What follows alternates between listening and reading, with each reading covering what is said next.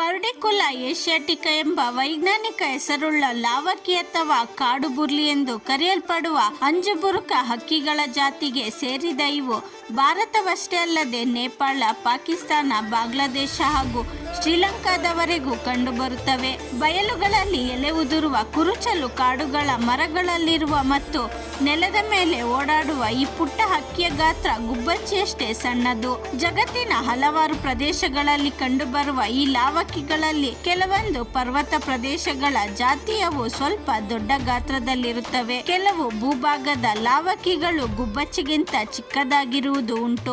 ಅಮೆರಿಕದ ಲಾವಕಿಗಳ ಬಣ್ಣವು ಗಾಢವಾಗಿದ್ದು ಗಾತ್ರದಲ್ಲಿಯೂ ದೊಡ್ಡದಾಗಿರುತ್ತದೆ. 15 ರಿಂದ 20 ಸೆಂಟಿಮೀಟರ್ಗಳಷ್ಟು ಉದ್ದವುಳ್ಳ ಈ ಹಕ್ಕಿಗಳು ಸರಾಸರಿ 60 ರಿಂದ 90 ಗ್ರಾಂಗಳಷ್ಟು ತೂಗಬಲ್ಲವು. ನೋಟಕ್ಕೆ ಒಂದೇ ಗಾತ್ರದಂತೆ ಕಂಡುಬರುವ ಈ ಲಾವಕಿಗಳ ಗಂಡು ಹಕ್ಕಿಗಳಲ್ಲಿ ಬಿಳಿಯದಾದ ಮೀಸೆಗಳು ಕಂಡುಬರುತ್ತವೆ. ಇವುಗಳ ರೆಕ್ಕೆಗಳು ವಿವಿಧ ವರ್ಣಗಳಿಂದ ಕೂಡಿದೆ.